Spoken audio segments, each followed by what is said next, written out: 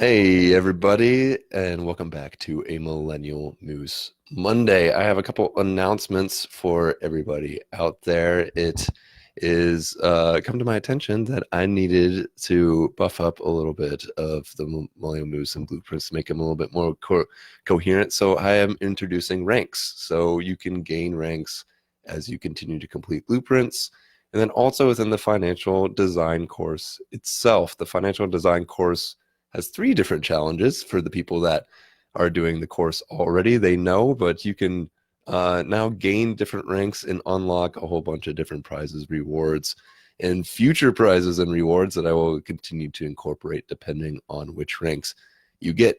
And of course, if you get the blueprints and go through them, then you can also rise through the ranks of the Moose. Everyone starts out as an everyday millennial, and of course, it's millennial for the Millennial Moose, but boomers, of course, you're welcome too. But continue to rise through the ranks of the Moose by completing blueprints, gaining points, go from novice to rising to master Moose and beyond.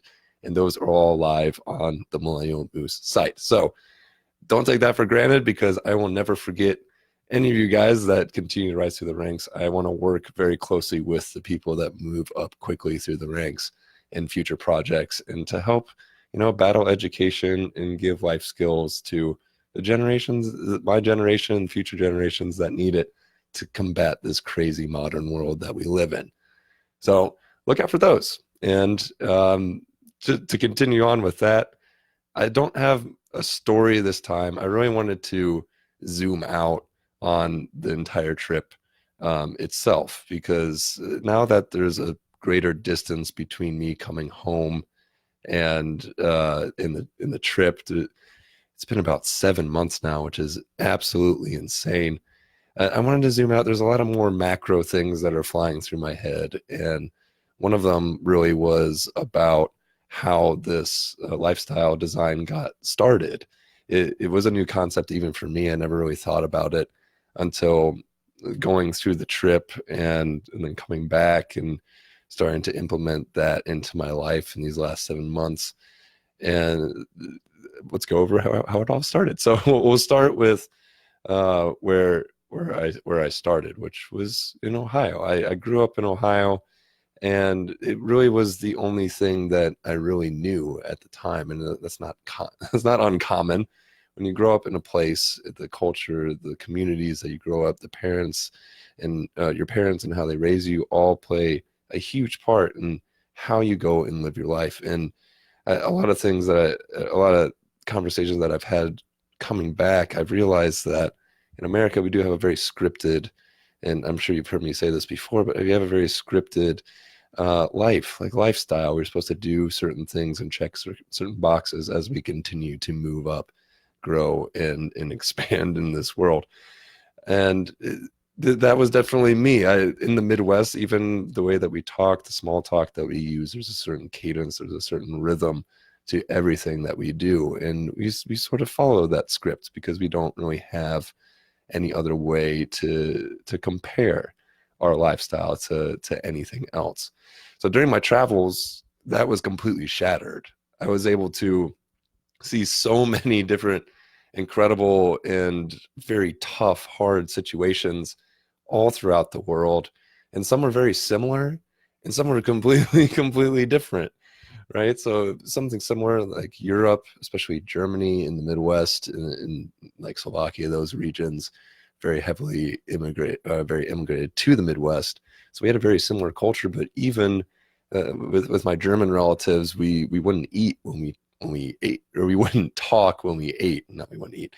We wouldn't talk when we ate. It was more about enjoying the food. Where can you imagine an American dinner, maybe your own dinner table, where no one said a word at dinner? That's very, very different from what we're used to. Or even just that there's no real concept of lining up in Asia, where you go and do your business. It doesn't matter how many people are there waiting. You go and you go get done what you need to get done. And you sort of make your way to the front. Compared to here, then you line up, and it's actually very taboo to be cutting lines or trying to get to the front of places. Or even one of the things that really makes me laugh is the cadence of how people speak. And when I was in Israel and meeting a lot of people that were native to the Middle East, the cadence at which they speak, definitely more blunt. There's not much of a script. You sort of just need to get what you need to, you say what you need to say, and there's a lot of emotion that's involved into the speaking cadence of the Middle East compared to a much more nuanced, subdued Midwestern conversation where you ask questions and you almost get the expected response. And if you don't get the expected response, sometimes that can cause some problems. So that's super interesting. Or even just the idea of time. The in South Africa, one of my favorite little sayings was now. So it wasn't now, like right now. It was now. It was another now from now, is how it was explained to me, which is super trippy at first, but it's like 10 minutes from now. It's not now, it's now, which I thought was super, super fun. And I continue to use and confuse all my friends back home. But one of the best parts of my trip was finding all these little puzzle pieces, all these little different cultural segments and lifestyle segments and counter examples to the way that I had been living and been able to then incorporate it into my own life. And that's ended up being extremely powerful, being able to not only look at the things that I didn't like about the way I was living or different cultures in the way that I jived with the way other people did. That wasn't exactly, it felt sort of wrong, or I felt sort of anxious in my own culture because it didn't quite match up. But it was completely different and it really made sense in another culture. I was able to take all those and start to incorporate it into my own lifestyle coming back. And that's when I had the epiphany that we can reevaluate our lives in a major way. We can really look into every single facet, every single detail of the way that we live and reevaluate, re-experiment, and redesign our lives to make sure that we are doing what we want to be doing, that it thrives with our personality, with the way that we like to conduct ourselves and the way that we like to use our time and resources.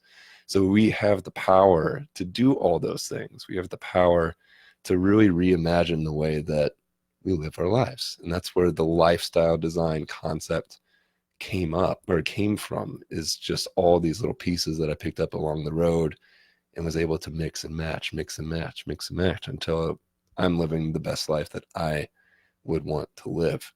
And that is really the core concept of what Millennial Moose is trying to do. It's really trying to give you the tools needed to not only reevaluate, bring awareness to what's going on, and decide what pieces can go, what pieces can stay. But it's throwing away that what we should be doing, because every culture has that. Every culture has that what we should be doing aspect. And I really want to help you replace it with what you want to be doing, what you need to be doing, or even what you could possibly be doing, something that's also extremely important, knowing the possibilities that are out there. And culture is a powerful force. Once again, you're raised in it. If you don't leave your culture, it's just an imaginary force. You don't even understand that you're being influenced by your society and the community around you. And it's until you bring that awareness that you're able to truly understand the pieces that go into every single thing that you do. So once again, there are an infinite number of ways to live life, so many different ways. And for everyone that's traveled knows that it could be everything is on the table, from the way that you speak to the things that you eat to the way that you move and use transportation to everything, to what you're supposed to be doing, to which jobs are lucrative and not lucrative, to everything, to whether you should raise a family or lay on the beach your entire life. Everything is up for grabs, which I think is super powerful. And here at Millennial Moose, we want to help you find yours. Of all the infinite ways, we want to help you find the way that you want to live for the rest of your life.